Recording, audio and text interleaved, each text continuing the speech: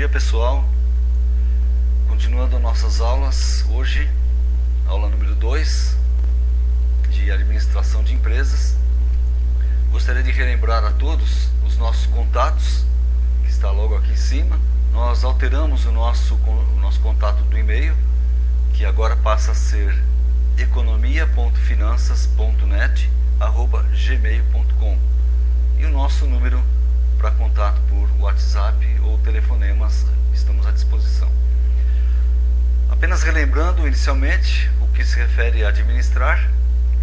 Então, administrar uma empresa é tomar decisões, é estabelecer prioridades. Também podemos definir administrar como elaborar controles para monitoramento de resultados. Por fim, é saber analisar itens de controle e indicadores de desempenho. Estávamos falando sobre o setor financeiro na aula anterior. E o setor financeiro, já falamos que é um setor estratégico, fundamental em qualquer empresa. E estávamos falando sobre o assunto de quando uma empresa busca recursos em instituições financeiras para que possa aumentar a sua capacidade de produção ou de compra de insumos, matéria-prima, enfim, que possa aumentar o seu poder de compra, sua capacidade de compra. Então, a decisão de financiamento, ela busca, quando se decide ir a uma instituição financeira, buscar recursos. Qual o objetivo? É preservar a capacidade de pagamento da empresa ou a viabilidade financeira dela. E também é para ter capacidade de oferir ganhos superiores aos seus custos, que é a viabilidade econômica da empresa. Obviamente, como já dissemos, quando se busca recurso em instituição financeira, tem que se lançar na sua planilha de custos direta no produto, que aquilo será dali em diante, por um bom tempo ou por o tempo que durar o empréstimo, o financiamento, será embutido ali na planilha o seu item, né, de um custo que não havia antes, que passa a ser integral agora na sua planilha de custo. Quando se toma essa decisão, deve-se adequar o passivo aos parâmetros de rentabilidade e liquidez da aplicação desses recursos. A administração financeira numa empresa, ela está estritamente ligada à economia e à contabilidade. Ela pode ser vista como uma forma de economia aplicada, que se baseia amplamente em conceitos econômicos e em dados contábeis para suas análises. Nós vamos falar hoje algumas coisas a respeito da macroeconomia e da microeconomia.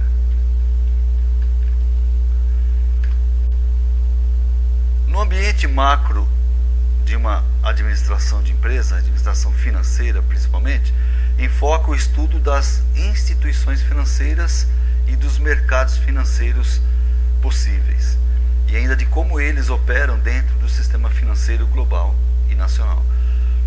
A nível microeconômico, aborda o estudo de planejamento financeiro, ali, situado na sua empresa, na sua realidade, né? A utilização de recursos e a capital de empresas e instituições financeiras também. É necessário conhecimento de economia para se entender o ambiente financeiro e as teorias para buscar decisões que constituirão a base da administração financeira da sua empresa.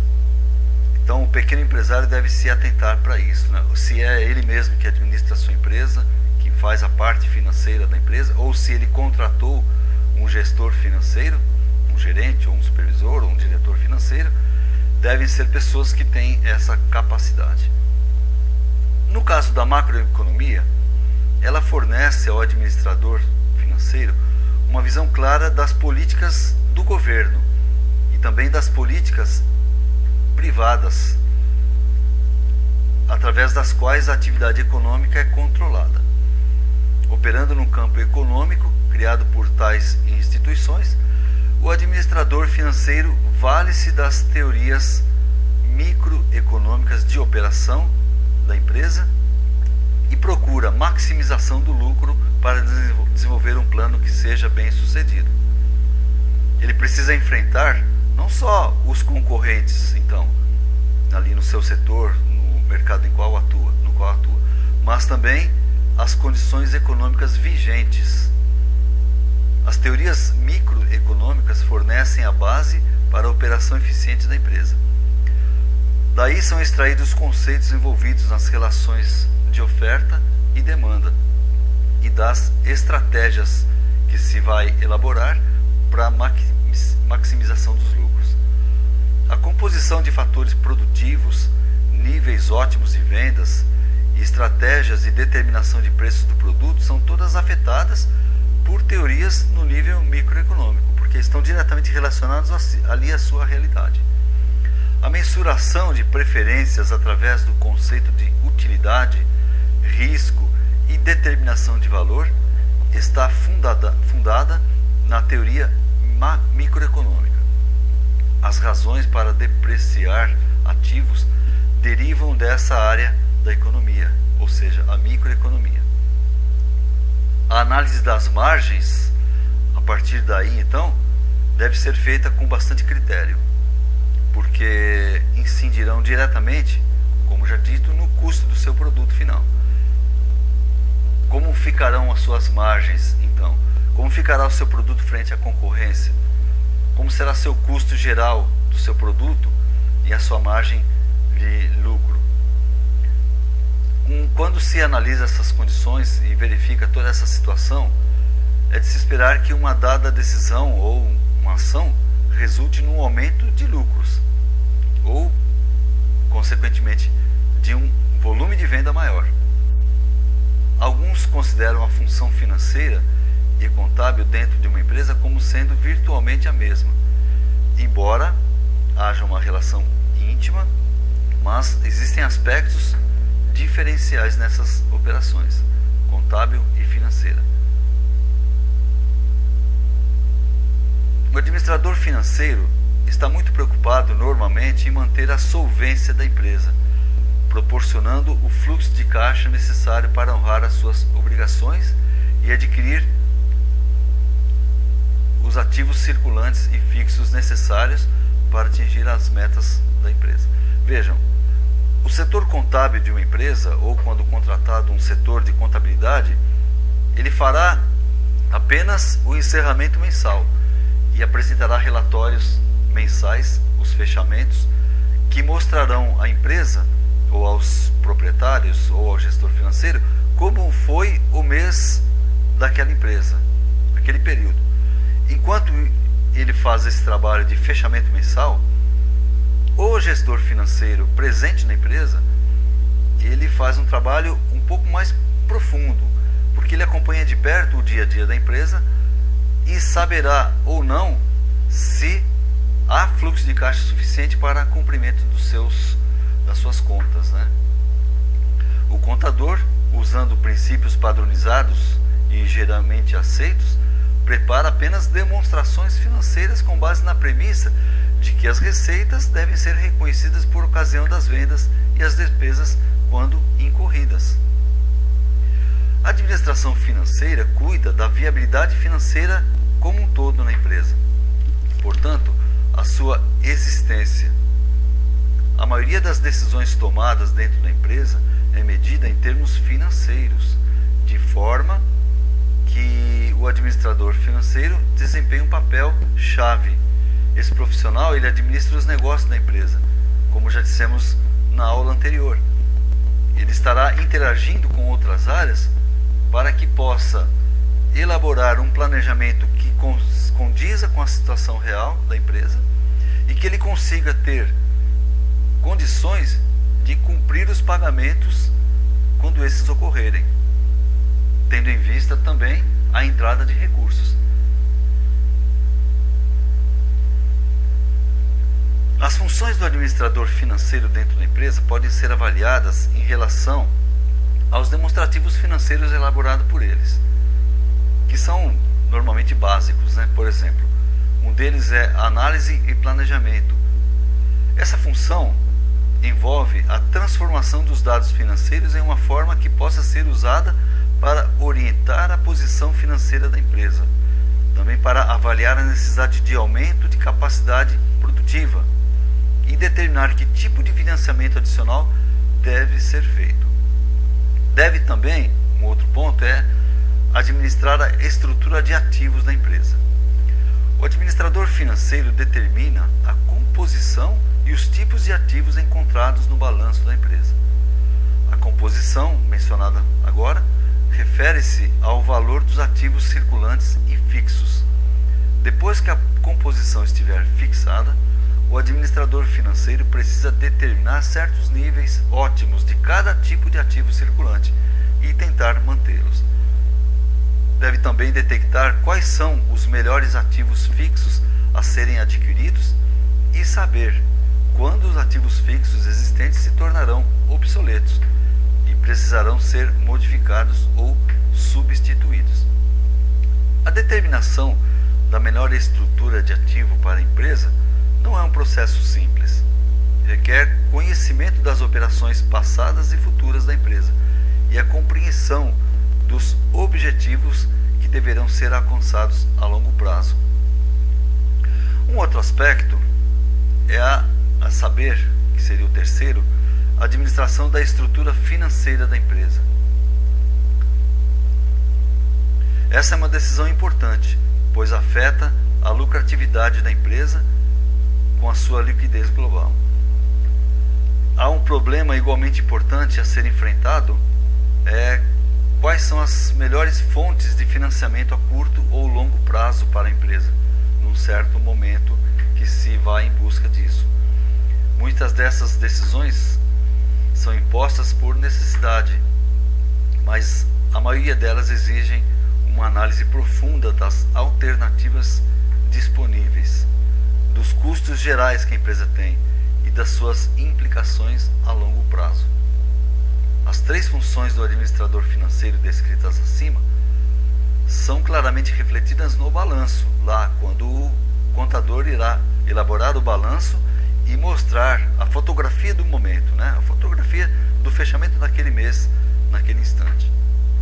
A avaliação dos dados do balanço pelo administrador financeiro reflete a posição financeira global da empresa.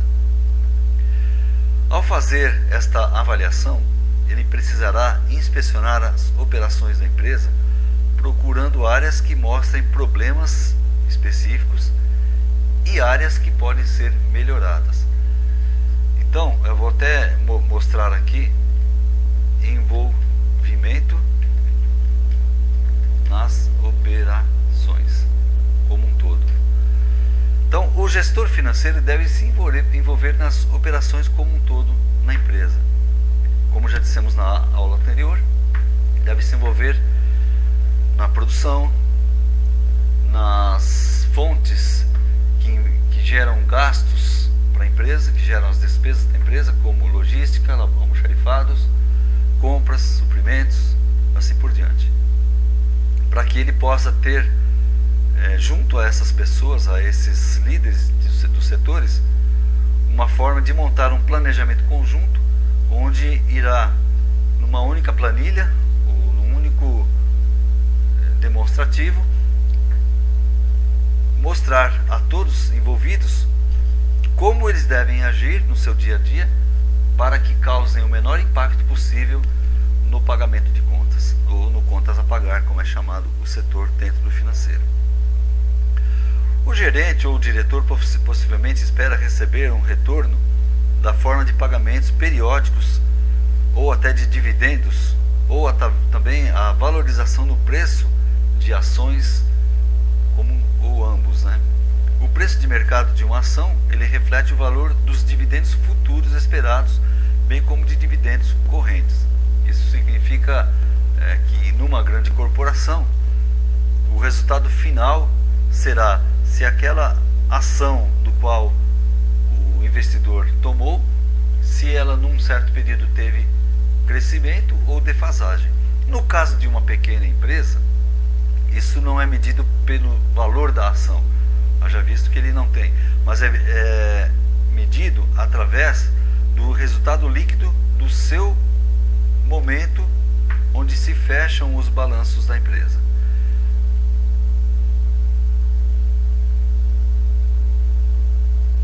A maximização do lucro deve ser parte de uma estratégia da riqueza da empresa, da visualização da riqueza da empresa. Muitas vezes, os objetivos podem ser perseguidos simultaneamente.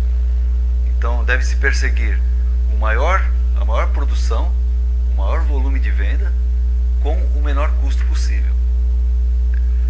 Não se deve nunca permitir que a maximização dos lucros obscureça o objetivo mais amplo, que é a maximização da riqueza da empresa, ou seja, como essa empresa está colocada na macroeconomia do setor onde ela atua. As definições e problemas de administração financeira, elas devem ser claras tanto ao gestor financeiro como também aos seus superiores, no caso o proprietário da empresa ou o diretor. Objetiva isso a formulação de um esquema que seja adequado à maximização dos retornos aos proprietários das ações ou às cotas da empresa. Um problema normalmente enfrentado pelo gestor financeiro é o que chamamos de mercado. Deixa eu mudar aqui.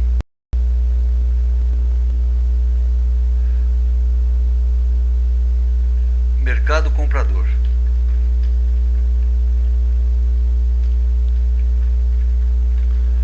Por que o mercado comprador é importante?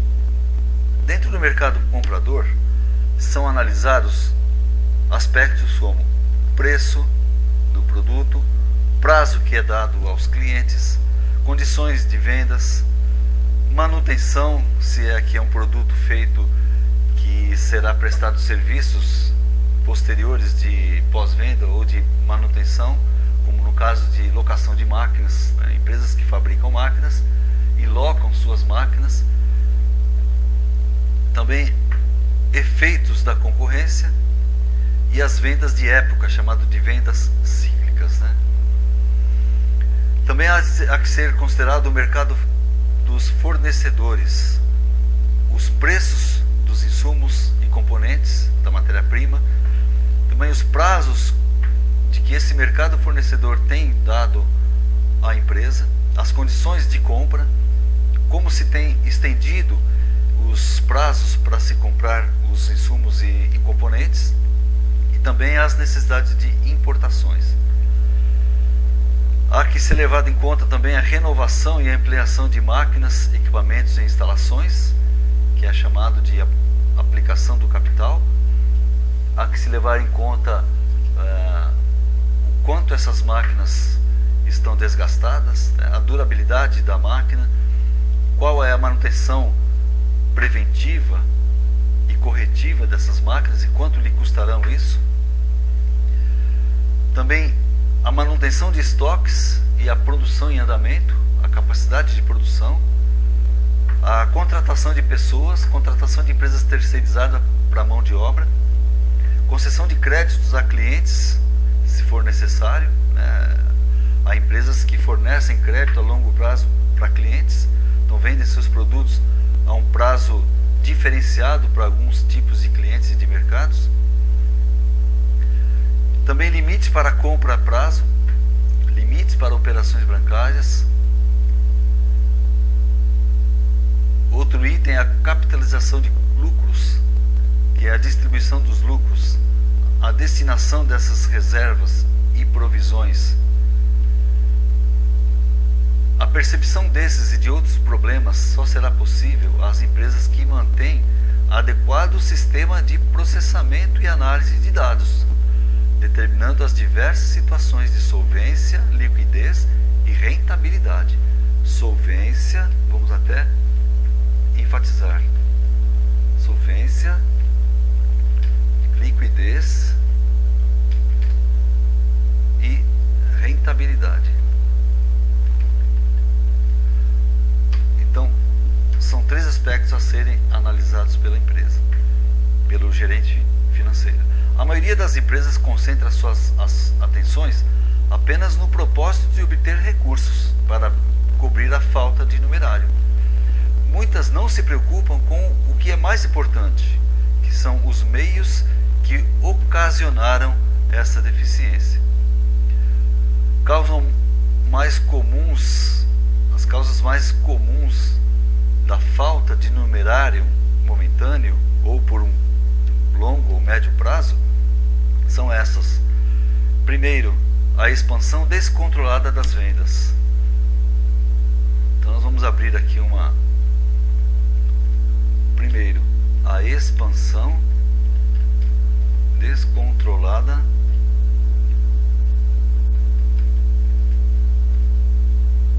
das vendas. Por incrível que pareça, esse pode ser um grande problema. Segundo, a ampliação dos prazos de vendas para a conquista de mercado. Ampliação do mercado para conquista ampliação dos prazos para ampliação das vendas.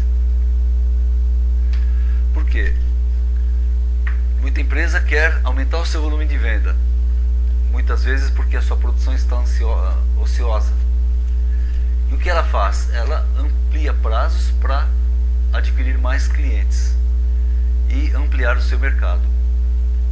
Entretanto, isso pode gerar um problema sério, porque pode ocasionar déficit de caixa num dado momento na empresa. E se isso não for bem controlado com os juros que se irão pagar, poderão, ao invés de ter bons resultados, ter péssimos resultados no final. Outro item é diferenças acentuadas na velocidade dos ciclos de pagamento. Ciclos de pagamento. Diferenças acentuadas. Porque você vinha com um ciclo de pagamento, vamos supor, em média 90 dias. Entretanto, quando você começa a mexer no seu prazo de venda a clientes, você começa a afetar a sua entrada a médio e longo prazo de recursos na empresa. Então, o seu fluxo de caixa leva a um sério impacto. O quarto é a insuficiência do capital próprio. Insuficiência do capital próprio. O quinto, baixa velocidade na rotação dos estoques. Baixa velocidade na rotação